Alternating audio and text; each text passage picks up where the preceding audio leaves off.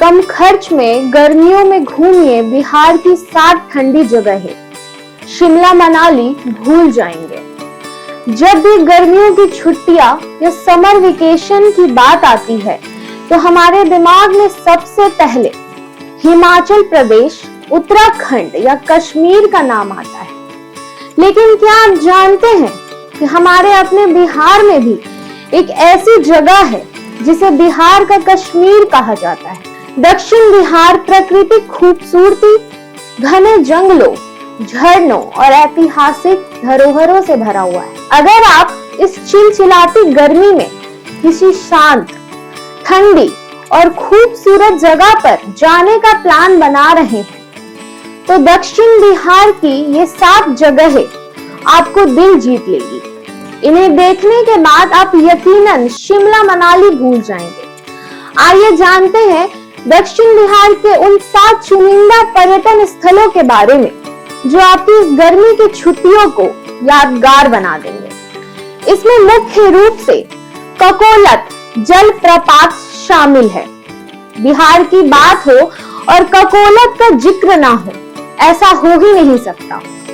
नवादा जिले में स्थित ककोलत जलप्रपात को ही बिहार का कश्मीर और बिहार का शिमला कहा जाता है। यह झरना लगभग 150 से 160 फीट की ऊंचाई से गिरता है। पहाड़ों के बीच से गिरते हुए इस ठंडे पानी के नीचे नहाना बेहद रोमांचक होता है। गर्मी के मौसम में भी इस झरने का पानी कड़ाके की ठंडक का एहसास कराता है। आसपास के घने जंगल और पहाड़ियां इसे एक बेहतरीन पिकनिक स्पॉट बनाती है। हाल के वर्षों में बिहार सरकार ने इसे पर्यटकों के लिए बेहद आधुनिक और सुरक्षित बना दिया है। आगे बात करते हैं कैमूर की पहाड़ियां और करकटगढ़ जलप्रपात की। अगर आपको एडवेंचर और वाइल्ड लाइफ पसंद है तो कैमूर जिला आपके लिए स्वर्ग जैसा है।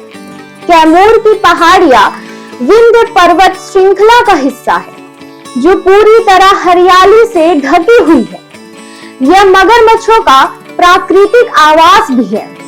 यहाँ बने इको पार्क से आप पहाड़ों और झरनों के खूबसूरत नजारे देख सकते हैं। कैमूर में ही स्थित तेल्हाड़ कुंड एक और बेहद खूबसूरत झरना है। इतनी ऊंचाई से गिरती पानी की धार को देखना आंखों को सुकून देता है।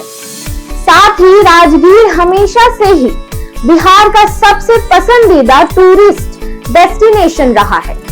5 पहाड़ियों से घिरा राजगीर गर्मियों में घूमने के लिए एक बेहतरीन विकल्प है। यहाँ भारत का दूसरा ग्लास स्काई वॉक है। इस पर चलने का रोमांच आपको ऋषिकेश की याद दिला देगा।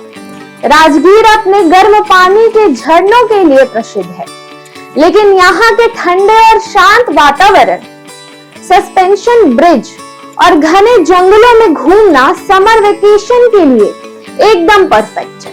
वहीं मुंगेर जिले में स्थित भीम बांध एक ऐसा छुपा हुआ खजाना है जिसके बारे में बहुत कम लोग जानते हैं। महाभारत काल से जुड़े इस स्थान पर प्रकृति ने अपनी असीम कृपा बरसाई है। यह जगह खड़गपुर पहाड़ियों के घने जंगलों के बीच स्थित है। यहाँ कई गर्म और ठंडे पानी के स्रोत हैं जो आपस में मिलते हैं। चारों तरफ घने जंगल और पक्षियों की चहचहाहट आपको कंक्रीट की दुनिया से दूर एक अलग ही शांति का एहसास कराएंगी। दूसरी तरफ रोहतास जिला ऐतिहासिक किलों और ऊंचे ऊंचे झरनों का गढ़ है। अगर आप इतिहास और ट्रैकिंग के शौकीन हैं तो रोहतास की पहाड़ियां आपको निराश नहीं करेगी। 2 पहाड़ियों के बीच स्थित यह घाटी बेहद खूबसूरत है। यहाँ माँ तुतला भवानी का मंदिर है और मंदिर के ठीक बगल से एक गगनचुंबी झरना गिरता है। मॉनसून और गर्मियों की शुरुआत में यहाँ का नजारा किसी हिल स्टेशन जैसा होता है। सोन नदी के तट पर स्थित यह प्राचीन किला समुद्र तल से हजारों फीट की ऊंचाई पर है, जहां से नीचे का नजारा बेहद खूबसूरत दिखता है। और अगर आप दक्षिण बिहार की यात्रा पर हैं तो सासाराम में स्थित शेरशाह सूरी का मकबरा देखना ना भूले। इसे भारत का दूसरा ताजमहल भी कहा जाता है। यह मकबरा एक विशाल कृत्रिम झील के बीचों बीच बना हुआ है। लाल बलुआ पत्थर से बनी यह इंडो इस्लामिक वास्तुकला की एक अद्भुत मिसाल है। शाम के समय पानी में उसकी परछाई और ठंडी हवाएं सैलानियों को खूब आकर्षित करती है। वहीं गया जिला सिर्फ धार्मिक दृष्टिकोण से ही नहीं बल्कि शांति और सुकून तलाशने वालों के लिए भी बेहतरीन जगह है। यूनेस्को की विश्व धरोहर महाबोधि मंदिर के परिसर में बैठकर जो मानसिक शांति मिलती है उसकी तुलना किसी हिल स्टेशन से नहीं की जा सकती। बोध गया से कुछ दूरी पर स्थित ये पहाड़ियां ट्रैकिंग और शांत वातावरण के लिए जानी जाती है। यहाँ से ढलते हुए सूरज का नजारा बेहद खूबसूरत दिखता है। ये सभी जगहें पटना और गया से सड़क और रेल मार्ग द्वारा अच्छी तरह जुड़ी हुई है। सुबह जल्दी या शाम के वक्त इन झरनों और किलों पर जाए ताकि दोपहर की तेज धूप से बचा जा सके।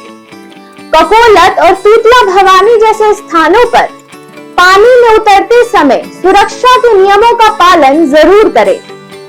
तो फिर देर किस बात की? इस समर वेकेशन महंगे पैकेज लेकर दूर जाने के बजाय अपने बिहार के इस कश्मीर और दक्षिण बिहार की खूबसूरत वादियों को आनंद ले। लोकल टूरिज्म को बढ़ावा दे और प्रकृति के इस अनोखे रूप का आनंद ले।